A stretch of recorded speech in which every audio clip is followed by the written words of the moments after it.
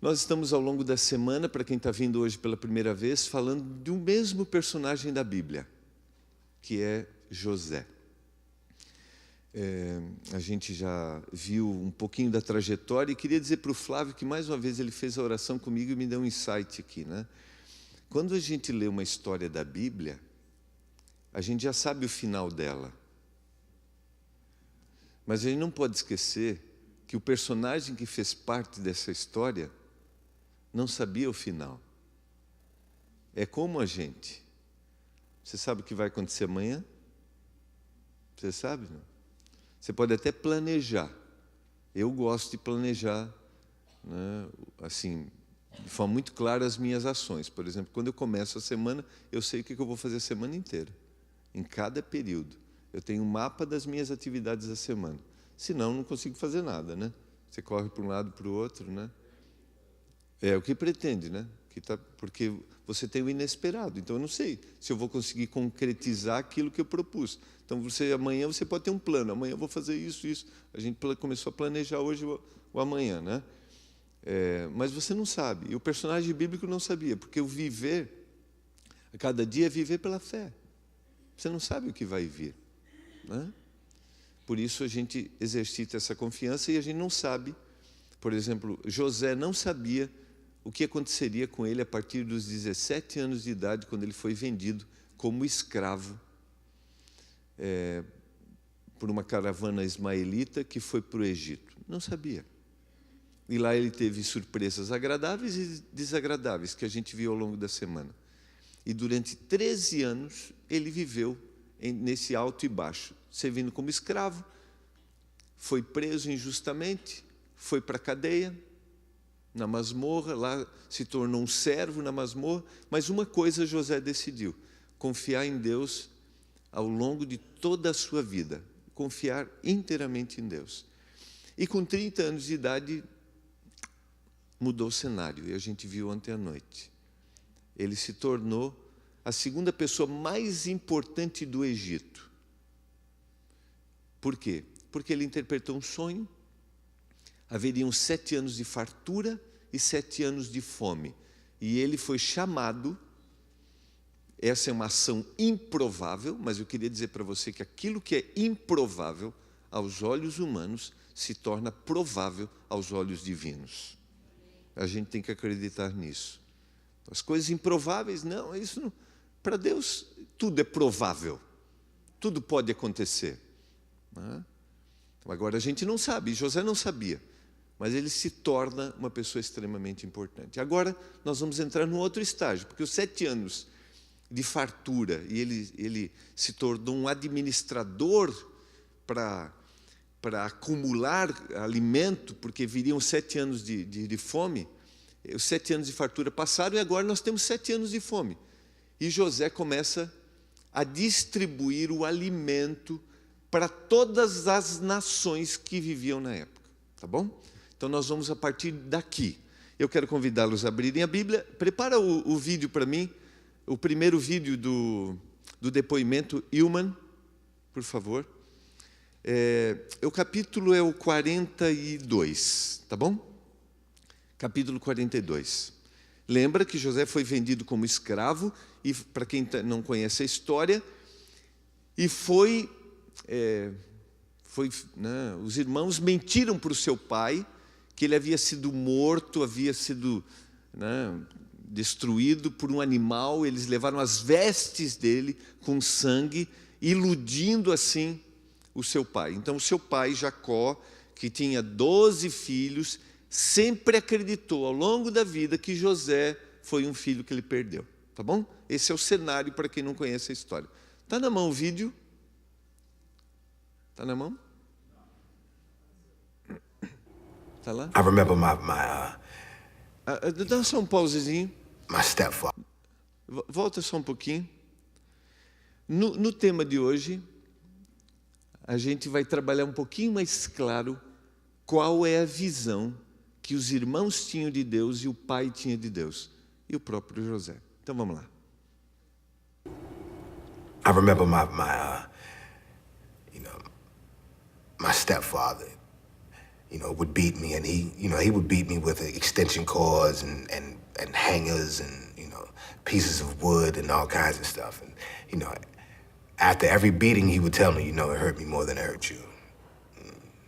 And, I only did it because I love you. It was kind of, it communicated the wrong message to me about what love was. So for many years, I thought that love was supposed to hurt. And I hurt everyone that I love. And I measured love by how much pain someone would take from me. And it wasn't until I came to prison in an environment that is devoid of love that I began to have some sort of understanding about what it actually was and was not. And I met someone, and she gave me my first real insight into what love was, because she saw past my conditions and the fact that I was in prison with a life sentence for murder, and not only for murder, but for doing the worst kind of murder that a man can do, murdering a woman and a child.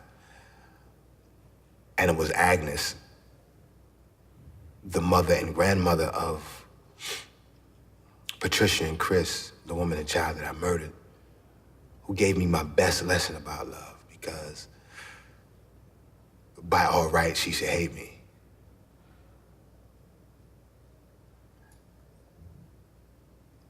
But she didn't. And over the course of time and through the journey that we took, that's been pretty amazing.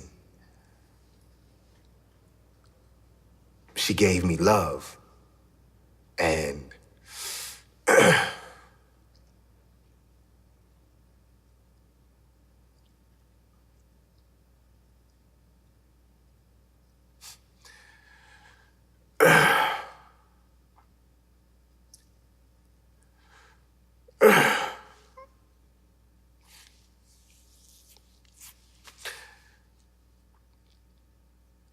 she taught me what it was.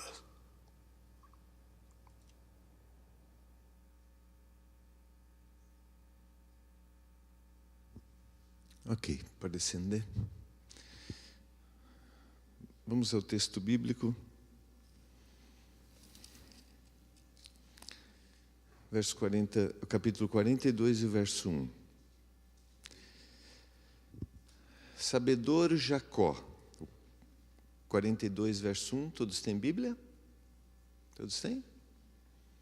Sabedor Jacó, de que havia mantimento no Egito, disse aos seus filhos: por que estáis aí a olhar uns para os outros? E ajuntou: tenho ouvido que há cereais no Egito. Descei até lá e comprai-nos dele, para que vivamos e não morramos. Então desceram 10 dos irmãos de José para comprar cereal do Egito. A Benjamim, porém, irmão de José, não enviou Jacó na companhia dos irmãos, porque dizia: para que este não lhe suceda acaso algum desastre. Entre os que iam, pois, para lá, foram também os filhos de Israel, porque havia fome na terra de Canaã. José era governador daquela terra. Era ele quem vendia todos os povos da terra. E os irmãos de José vieram e se prostraram, rosto em terra perante ele. Vendo José a seus irmãos, reconheceu-os, porém não se deu a conhecer, e lhes falou asperamente. E lhes perguntou: de onde vindes? Responderam: da terra de Canaã, para comprar mantimento. José reconheceu os irmãos, porém eles não o reconheceram. Verso 9. Então se lembrou José dos sonhos que tivera a respeito deles e lhes disse: vós sois espiões e viestes para ver os pontos fracos da terra. Responderam-lhe: não, meu senhor. mas vieram os teus servos para comprar mantimento. Somos todos filhos de um mesmo homem. Somos homens honestos, os teus servos não são espiões. Ele, porém, lhes respondeu: nada disso. Pelo contrário, viestes para ver os pontos fracos da terra. Eles disseram: nós, teus servos, somos 12 irmãos, filho de um homem na terra de Canaã. O mais novo está hoje com nosso pai, outro já não existe. Vou parar aqui um pouquinho, eu vou contar um pouco o desenrolar da história, para aqueles... Porque quem conhece, né, vai saber que José manda para a prisão aqui agora os seus irmãos, e ele condiciona. Ele queria primeiro mandar um irmão, deixar um que viesse com Benjamim, que era o irmão mais novo, e depois que eles ficam na prisão, ele muda, ele diz assim: eu vou ficar com um aqui, vocês voltam para lá e tragam Benjamim, senão esse aqui ficará como escravo. E quando os irmãos... tem detalhes aqui para a gente pensar que é extraordinário, né? Primeiro, dá para entender por que eles não reconheceram, né? O menino saiu com 17 e agora está com 30, certo? Outra coisa, a tradição judaica, né, de roupa, né, de fisionomia, era diferente da egípcia. Por exemplo, sem barba, os egípcios não usavam. As roupas eram diferentes. E José, sendo hebreu, agora ele absorveu os hábitos e os costumes, não de adoração, mas de traje egípcio. Então, eles não reconheceram. Agora, é interessante perceber a lucidez de José neste momento, porque ele tinha todas as razões para... A gente já trabalhou um pouquinho isso ao longo da semana, para um momento de vingança, porque foram os irmãos que o venderam. Então, ele está encarando os irmãos, e se você lembrar da história, ele teve 2 sonhos lá no início da história, que os irmãos se curvavam diante dele e que o pai e a mãe também se curvavam diante dele. E agora, quando ele viu aquilo acontecer, ele está vendo o sonho se realizar. Mas a gente não vê em nenhum momento no texto uma autossuficiência de José. Dizendo assim: ah, é? Então agora vocês vão ver. O que vai acontecer a partir de agora, de cada decisão de José, é de um indivíduo extremamente lúcido e um indivíduo que entendia claramente o que é o amor de Deus, a despeito das situações. E aqui eu quero parar um pouquinho e fundamentar um pouquinho essa ideia. Como você descreve o amor de Deus? E eu falei em um momento dessa semana que normalmente algumas pessoas ao longo da vida nos ensinaram a amar. E a gente faz uma ligação direta do amor de Deus com o que essas pessoas nos ensinaram a amar. E se você tem uma visão desvirtuada do que é amor, você terá uma visão desvirtuada de quem é Deus. Porque a essência de Deus é amor. E eu mostrei o vídeo para mostrar isso claramente. O que era amor para esse personagem? O que era amor? Como ele tratava? Porque ele aprendeu assim. Uma crueldade, uma coisa incontrolável, e nisso ainda dizia assim: eu mais em mim do que em você. É óbvio, não estou falando de correção, estou falando de um ato descontrolado. E quando ele descobriu verdadeiramente o que era amor? Quando alguém o viu além da situação que ele passava. Então eu queria dizer para você hoje à noite que Deus nos vê além da situação que nós estamos. E quando eu estou falando além da situação que estamos, é daquilo que somos. Não estou falando de recursos, de cultura, não, daquilo que a gente é. Porque naturalmente nós não somos bons. O melhorzinho vai ter alguma coisa ruim. Eu conheço muita gente boa. Eu fui pastor de uma senhora que a semana fez 80 anos na Igreja Central de Vitória, irmã Odina. Eu devo ter falado dela já algumas vezes, você talvez tenha ouvido. Irmã Odina me via desanimado, de vez em quando, né? Porque pastor também desanima. Queria dizer para você. Pastor é de carne e osso. E ela percebia quando eu subia, Darinha, no púlpito para pregar, que eu estava naquele dia, não estava legal. Porque você sabe que a gente tem ovelha, mas a gente tem uns cabritos também ao longo do rebanho. Mas os cabritos é para a gente transformar em ovelha. Tem que ter paciência, entendeu? Né? Que gostam de pular, entendeu? Tá, né? É assim, esse é o pronome de tratamento, né? E aí ela me via, ela dizia assim, com carinho, na saída do culto: Pastor Gilmar, não esmoreça. Não esmoreça. Eu oro pelo Senhor todo dia. Aquilo era um bálsamo para mim. Pensa numa pessoa boa. Pensa numa pessoa... Você conhece gente assim? Gente que é do bem. Mas essencialmente, por melhores que nós sejamos, nós carecemos. E essas pessoas do bem, que estão muito mais próximas, eu digo assim, tem pessoas que estão num nível espiritual muito mais próximo de Deus do que outros. Essas pessoas nos ensinam a ter uma visão correta de Deus.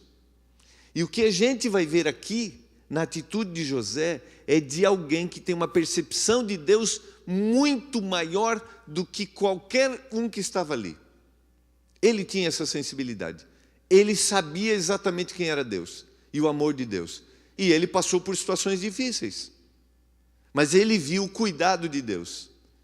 Ele tinha uma experiência com Deus. Agora vamos lá.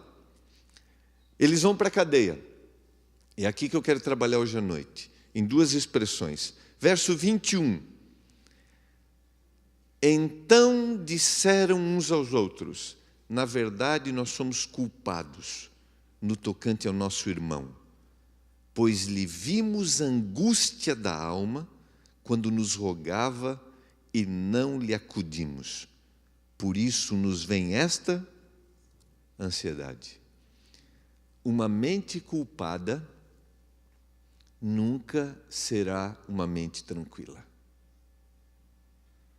Uma mente que não tem coisas resolvidas, erros que cometeu, se não resolveu com Deus, ou com o próximo, ou pelo menos se dispôs a isso, sempre vai carregar a angústia. É o que aconteceu aqui. Eles não sabiam se José estava vivo ou não. Mas essa descrição bíblica, amigos, queridos, é extremamente profunda. Como é que eles descrevem o olhar de José? Vamos lá, já tinha se passado mais de 20 anos. Como é que eles descrevem o olhar de José naquele dia? Vocês viram como é que a Bíblia descreveu? Nós vimos um menino angustiado. Eles lembram da cena. Eles lembram. Nós vimos o menino angustiado e o que a gente fez? A gente não fez nada. Nós não fizemos nada. Por isso a gente está ansioso. Por isso a gente está preocupado. Por isso nós estamos angustiados hoje. Quando você dorme à noite, você dorme em paz. Você está bem com aqueles que estão aqui e você está bem com o seu Deus. Agora tem um outro detalhe, um outro verso, olha só. Olha só. Verso 28 do mesmo capítulo. Então disse aos irmãos: devolveram o meu dinheiro, aqui está a boca do saco do cereal. Desfaleceu-lhes o coração e atemorizados entreolhavam dizendo: que é isso que Deus nos fez? Porque quando eles voltaram, José pediu para os servos colocarem o dinheiro que eles haviam pago de volta nos sacos. E eles vão levar esse dinheiro de volta quando eles voltam pela segunda vez. Mas quando eles encontram o dinheiro, que sentimento que eles têm? Que sentimento que eles têm? Temor, estão com medo, ficam desesperados. E eles colocam a culpa em quem? Colocam a culpa em quem? Queria dizer uma coisa para você. Muitas vezes ao longo da vida, nós colocamos a culpa naquele que não é culpado. Deus. Vocês já viram que a gente reage assim? Quando alguma coisa dá errado? Por que Deus? Por que Deus? Eu fico impressionado como a gente culpa Deus por tudo, por todas as coisas que acontecem de errado. Deus está querendo punir a gente. Esta era a visão que aqueles homens tinham de Deus. O Deus que pune. O Deus que está dizendo assim, o que você está fazendo? E eu vou dizer, infelizmente, a gente que vive em comunidade religiosa, e talvez queria dizer para você que nos visita hoje à noite, às vezes a gente corre esse risco achando que o Deus que nós adoramos é o Deus que está preocupado com o que eu estou fazendo de certo ou de errado. Eu não estou dizendo com isso que a gente tem que fazer o que a gente quer, entendeu? Mas eu não posso ter a ideia de que Deus fica toda hora assim, cadê você? O que você está fazendo de errado? Lógico que Ele fica, cadê você? É porque Ele está preocupado com você. Quando eu era criança, tinha um campinho de futebol na frente da nossa casa. E eu curto jogar uma bola. Curto. E tive infância. Darinha, no meio de campo, dá para dar uma administrada, né? Dá para brincar ainda, né? Mesmo com a meninada de 17, que agora a gente pensa mais e corre menos. Quando chegava no final da tarde, minha mãe dizia assim, a casa ficava uns 100, 200 metros, ela gritava de lá. Eu sou de uma família simples, né? Morei na vila, jogava de pé descalço. Conhece a expressão pé descalço?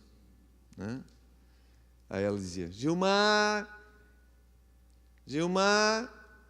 Juliano, para casa. Se a gente não respondesse, se não viesse, ela continuava. Cadê? Vou aí. Cadê vocês? Você acha que minha mãe estava querendo punir? Estava fiscalizando a gente? Não. Estava preocupada, porque era hora de vir para casa, é hora de descansar, de tomar um banho, de jantar e de se preparar para o outro dia. Eu aprendi a olhar Deus assim. Agora é óbvio que sou responsável pelas coisas que eu faço. Agora, eu queria dizer para você, se você olha para a vida religiosa ou cristã como um Deus severo que está preocupado em punir você com aquilo que você faz, essa não é a visão correta de Deus. Segundo, se você está passando isso para os seus filhos, esse não é Deus. Esse não é Deus. Nós precisamos ensinar que eles têm responsabilidades, que eu tenho responsabilidades, mas nós não podemos esquecer que Ele é um Deus amoroso. E o interessante é que quando eles chegam em casa e contam toda essa história para o pai, há um outro detalhe na história aqui. Verso 38. Ele, porém, disse, meu filho não descerá convosco, seu irmão é morto e ele ficou só. Se lhe sucede algum desastre no caminho, por onde fordes, fareis descer minhas cãs com tristeza à sepultura. Dá para entender o contexto? Eles disseram, nós temos que levar Benjamim, senão Simeão vai ficar lá preso, pai. Como é que o pai responde? O que o pai responde? Não vai, Benjamim não vai, vou perder mais um. E José e Benjamim eram filhos de Raquel, a esposa amada. Ele teve outros filhos que eram meio irmãos de José. Mas José e Benjamim eram da mulher amada. Deus nunca aceitou a poligamia na Bíblia. É bom a gente deixar isso claro. Mas a gente tem inúmeros personagens que viveram a poligamia. E todos esses personagens colheram frutos terríveis da poligamia. Porque Deus quer que a gente seja monogâmico. É uma pessoa. E é essa que eu tenho que ser fiel. Agora, o que a gente descobre de Jacó aqui? Nesse verso, eu vou dizer para você, infelizmente ao longo da vida, nós nos sustentamos naquilo ou naqueles que não devemos nos sustentar. Qual era a sustentação de Jacó aqui, a motivação com essa resposta? O filho, os filhos. Pessoas, coisas não são sustentação da nossa vida. Sabe por quê? Porque pessoas, coisas, posições vão embora. Passam. Desculpa, mas eu tenho que te dizer. Pode ser um cônjuge que você amou tanto, que em algum momento se foi. Pode ser um filho que você amou tanto e se foi, ou que você se dedica tanto. É lógico que você tem que demonstrar amor, mas a sustentação, a base, você é minha vida. E se for embora? E se for embora? Quando eu era aluno de teologia, eu participei dos momentos mais terríveis. Eu era secretário do pastor da igreja. E ele me chamou para ir num funeral de um jovem. Não sei se tinha chego aos 20 e poucos anos, talvez. Um acidente de moto, perto do UNASP. Isso lá há 24 anos, mais de 24. Eu fui com o pastor. Cheguei na casa, a mãe desesperada. Sabe, terrível a cena, a angústia. O pastor só abraçou, fez o funeral. O ano retrasado eu fui fazer uma semana de oração não foi Cosmópolis, foi Conchal. O que aconteceu? Eu fui à igreja de Conchal, fiz uma semana lá. E eu contei na primeira noite essa história, de como a dor de uma mãe me impressionou naquele dia. Quando eu saí, quando eu estava cumprimentando a porta, uma senhorinha chegou perto de mim e falou assim: sabe quem era aquela mãe, pastor? Era eu. Ela tirou de dentro da bolsa, esse aqui era meu filho. Sabe o que me sustenta ao longo da minha vida, pastor? Só Deus. Só Deus.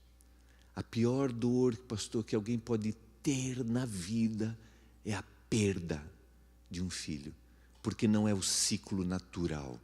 O ciclo natural é que a gente leve os nossos pais à sepultura. Mas quando esse processo se inverte, é terrível. E se eu estou falando para você hoje à noite, não os conheço, você sabe. Mas o que eu queria te dizer é que o único que pode nos sustentar em qualquer situação da vida é Deus.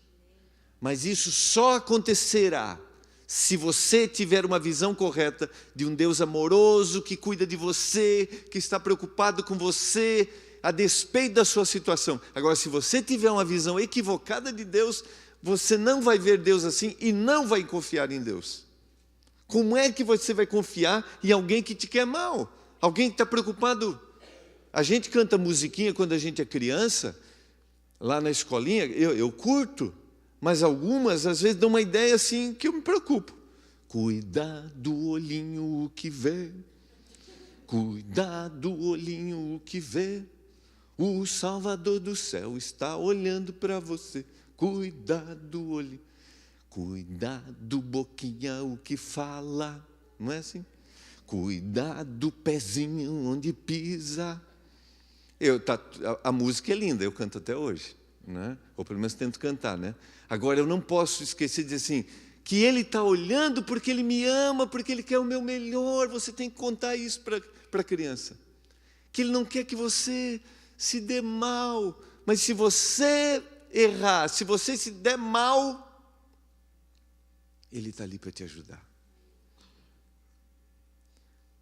Não tenha medo de Deus. Não tenha medo de Deus.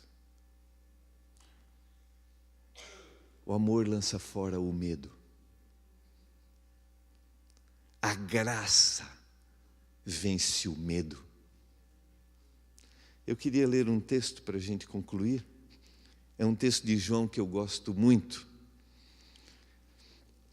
1 João, capítulo 3, verso 19. 3:19. 3:20, não preciso 19, 3:20, 20 e 21. Acharam? 1 João 3, 20 e 21. Posso ler?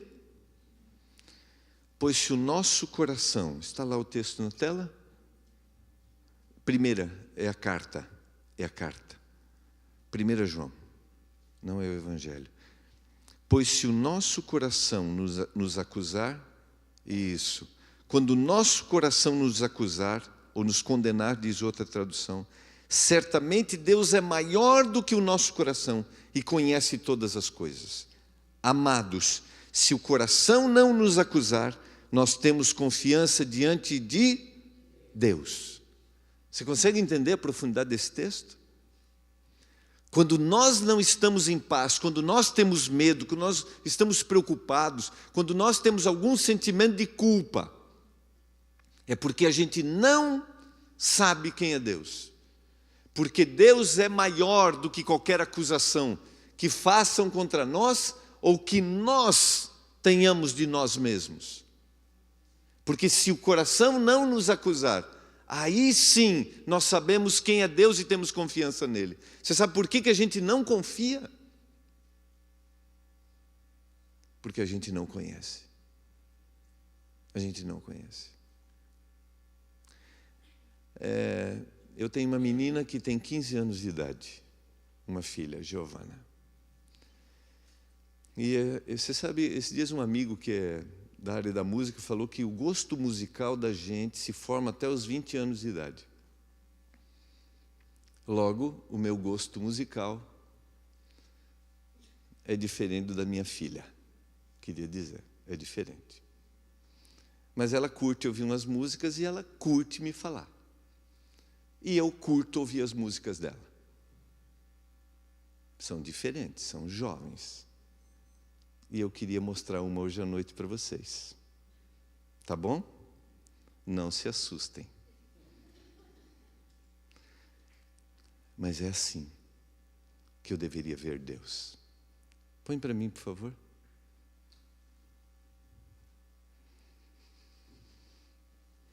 Um, dois, três, quatro. Olha, Deus, o desenho que eu fiz pra ti. Esse aqui é o meu pai, essa aqui é a mamãe e o meu irmão. E esse aqui é você, esse aqui é você, esse aqui é você.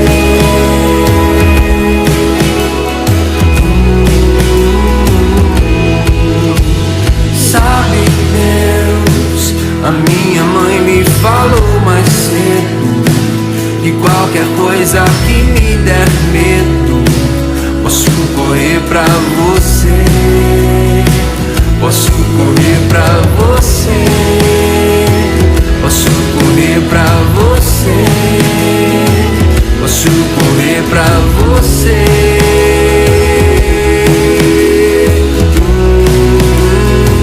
E quando chegar lá, será que você vai me encontrar? Se eu ficar no meu lugar secreto, discreto, bem quieto, esperando você me achar. E quando chegar lá, será que você vai me encontrar? Se eu ficar no meu lugar secreto, discreto, bem quieto, esperando você me achar. E quando chegar lá, será que você vai me encontrar?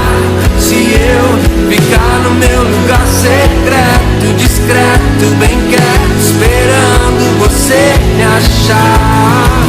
E quando chegar lá, será que você vai me encontrar? Se eu ficar no meu lugar secreto, discreto, bem quieto, esperando você me achar. 1, 2, 3, 4, 5, 6, 7, 8, 9, 10, 11, 12, 13, 14, 15, 16, 17, 18, 19, 21, 22, 23,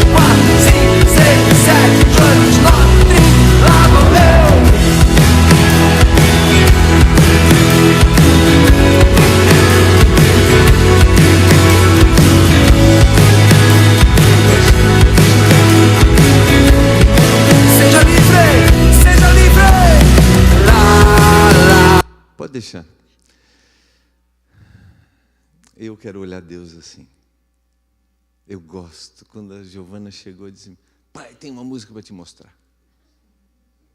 Fala, filha, mostra aí.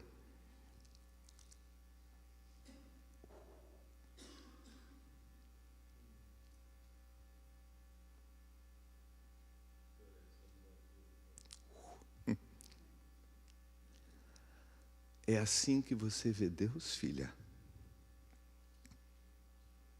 É assim. É assim. Quando eu ficar com medo, eu posso correr para Ele. Eu posso correr. E um dia que eu chegar no céu, o Senhor vai brincar comigo? De esconde, esconde, eu vou contar. 1, 2, 3, lá vou eu. Lembram? Quem brincou de esconde, esconde aqui? A gente se divertia com isso, né? A gente se divertia com isso. Hoje as diversões são outras. Seria tão bom brincar de esconde, esconde com os netos, com o neto, viu? Esse é Deus. Não tenha medo dele. Não deixa nada te acusar, te derrotar, te frustrar, te fazer mal, porque Deus é maior do que o seu coração. E o nosso coração é enganoso. José sabia quem era esse Deus, mas os seus irmãos não. E agora era a hora dos irmãos descobrirem quem era Deus. Todos nós carecemos desse momento de entender quem é Deus. E naquele momento, infelizmente, Jacó, que era um homem que tinha uma experiência longa com Deus, também teve um lapso, porque ele confiou mais, queria mais ter a presença do filho do que a presença de Deus. Era a hora de Jacó, o velho Jacó, dizer assim: meus filhos, vamos confiar em Deus. Não tem problema, vamos lá, vamos levar Benjamim. Deus está no controle de tudo. Não era essa a frase de Jacó? Era o que deveria ser. É o que as pessoas que estão próximas da gente esperam da gente. E você vai entender amanhã e sábado por que todo esse processo, por que Deus usou José em todo esse processo. José precisava dar à sua família uma compreensão clara de quem era Deus, para que eles fossem uma bênção para os outros. Tudo tem propósito. Eu queria orar por você. Você vê Deus assim? Eu luto para ver Deus assim. Tem momentos que a gente começa a culpar, mas esse é Deus, sabia? Esse é Deus. Pode ficar tranquilo. Deu problema? Corre para Ele. Ele é um Deus presente. Vamos orar. Depois que eu terminar a oração, eu queria que você largasse para mim o videozinho do começo de novo, tá bom? É de um ministério chamado Morada. A música é pura e simples, tá bom? Eu espero que você não tenha ficado escandalizado. Eu quero dizer que eu estou curtindo muito. Obrigado, Pai, porque o Senhor é um Deus amoroso. E aquilo que aquela mulher fez com aquele prisioneiro, aquele que matou sua filha e sua neta, o Senhor faz conosco. O Senhor nos vê além da situação que estamos. O Senhor nos perdoa, o Senhor nos dá nova vida, o Senhor nos dá oportunidade. Que todos nós que estamos aqui hoje à noite olhemos para o Senhor como esse Deus. Um Deus amoroso que está cuidando de tudo, de todas as coisas. Que a nossa sustentação não sejam pessoas, não sejam coisas, não sejam posições. Que a nossa sustentação seja somente o Senhor.